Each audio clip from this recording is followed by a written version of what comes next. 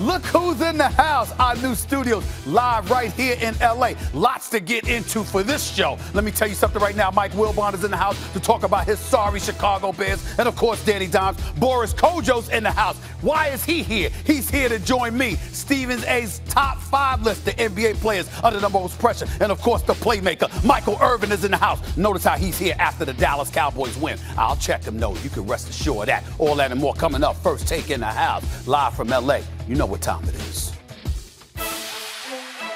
Yeah. What's up? I'm the best of the best. Top of the charts. Head of the class. You stop where I start. King of the hill. When I win, I'll be finished. What? You wanna get it? I'm the best of the best. Top of the chart.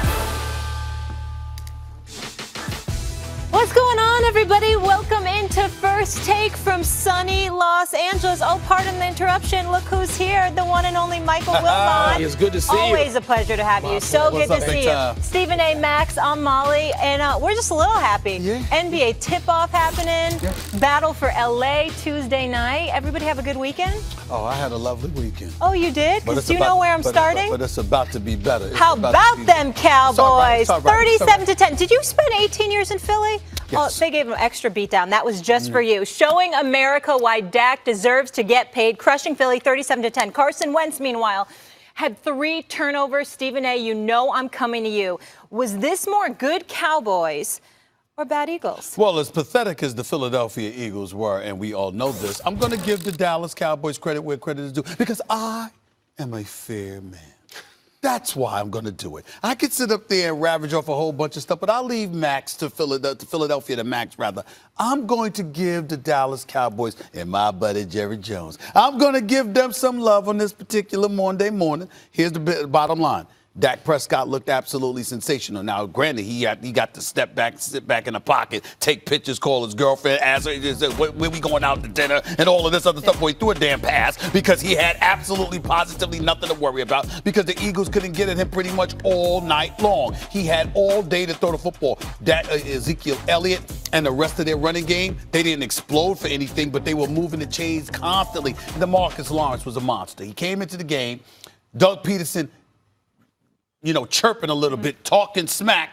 This man said, you don't get to play, shut the hell up. You understand? They got to play for you, and we'll be ready for them. And sure enough, he handled his business for us. Fumble, had a sack, had about 4 or 5 tackles. He looked, and their defense ultimately looked stout. In the end, we have to look at the Cowboys and say, look, from top to bottom, there is no question about their talent. We might question their coaching. We might question their leadership from above, but there is no question about their talent, and last night they showed us why. The Eagles, this was bad Eagles. This is obviously bad Eagles. And they were supposed to be an elite team this year. And Stephen A, before I even get to Carson Wentz, the defense was an abomination. They got out-coached. They were bad in every facet of the game. How about a team that doesn't come out and play hard, doesn't play like... You just said Jason Garrett out-coached Doug Peterson? Wow. Well, yeah. He's finally getting some praise. Jim Schwartz is actually the guy who I'm looking at right now. But how about the fact that they come out as flat as they do on a week where their coach basically guaranteed they would win? Then he walked it back a little bit. No, I just have I have confidence in my guys. But here's what it comes down to why I'm still looking at Carson Wentz. And believe me, I hear about it on social media of all the things with the Eagles. You're going to go at Wentz. Yes, I am. When you are paid like an elite quarterback, you are supposed to at least give your team a chance to win, not come roaring back in the third quarter down 1,000,000 points and make it 3 points closer. Wentz, look, I brought this up about Nick Foles. Nick Foles sprinkled his pixie dust all over everything. Everyone played harder. They played better. They don't do it with Wentz, and this is the 3rd week in a row that he hasn't played well. Don't tell me about the numbers. Watch the game. You know he hasn't played well. Overthrowing guys in the end zone, holding the ball too long, no pocket awareness. The pocket's collapsing. He's standing in it. The pocket's holding. He's bailing. Everything's bad for Carson Wentz right now. This was bad Eagles. This was the worst Eagles. What are you talking about? The Eagles were dreadful. And it starts with the coach, not yesterday. It started with the coach early in the week when he ran his mouth. First of all, if a head coach in the NFL in a rivalry of the NFC East, and we know how intense that is forever, if you walk something back, you've lost your team already. To the play late in the game, I guess it's Aguilar doesn't even reach, doesn't even lay out for a ball that he's going to, a 40-yard gain there should be. I mean, they were dreadful. Carson Wentz, I just heard my dear friend Mike Greenberg refer to him as spectacular. When? Where? Steve Young was spectacular. There is nothing spectacular about Carson Wentz. There rarely has been. He hasn't been spectacular in the big games because he either hasn't played them or, in the case of last night, lost them. So starting with coach and quarterback, the Eagles were a failure yesterday, and you can't judge what they did. You can't. I'm not judging the Cowboys, by the way. The Cowboys were fine. But in the context of what we saw yesterday, how can you judge anything about the Cowboys when the Eagles were as dreadful? But you're not sold on Carson at all, it sounds like. Why? Why would I? The biggest franchise victories have come from a guy who's hurt in Jacksonville. Carson Wentz, he's been okay.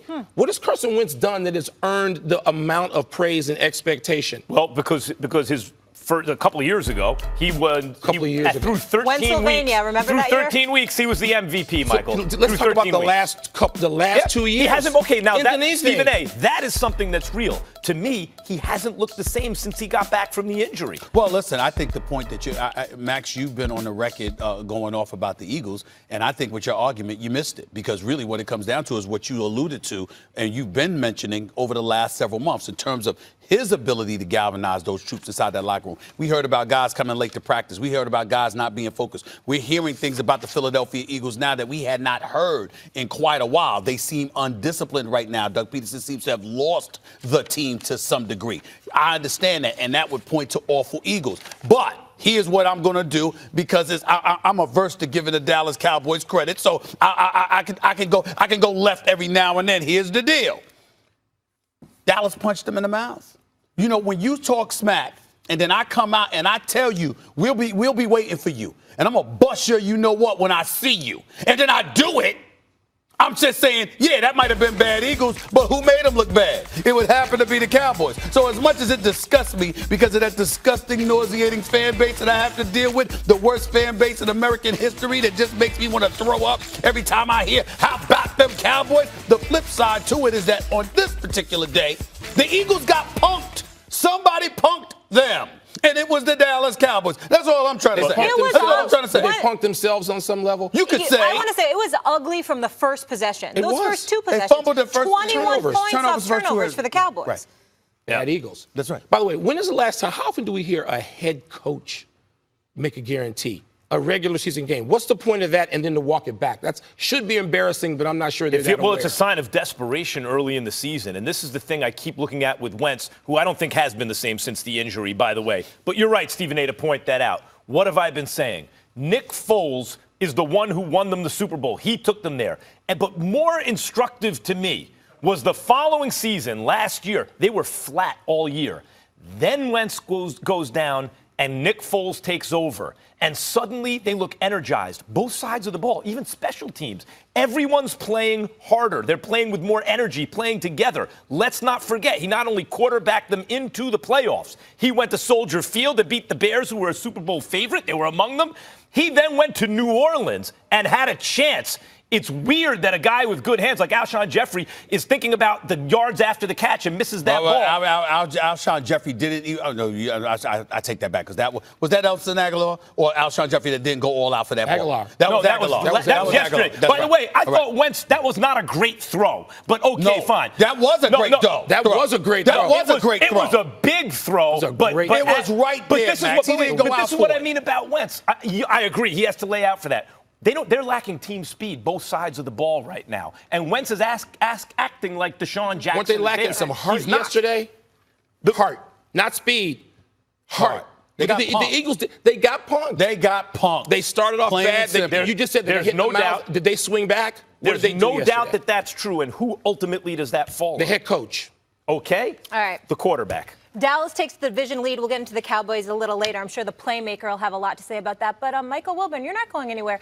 Your Bears played yesterday. Did they? I don't Are you know sure if they you played? saw it. Yes, we're going to talk about it.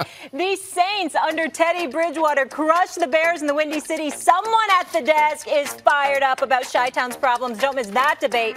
And let me ask you this. Is Danny Dimes just not as good as Kyler Murray? That answer coming up. Plus, do not miss Michael Irvin joining us for the entire second hour.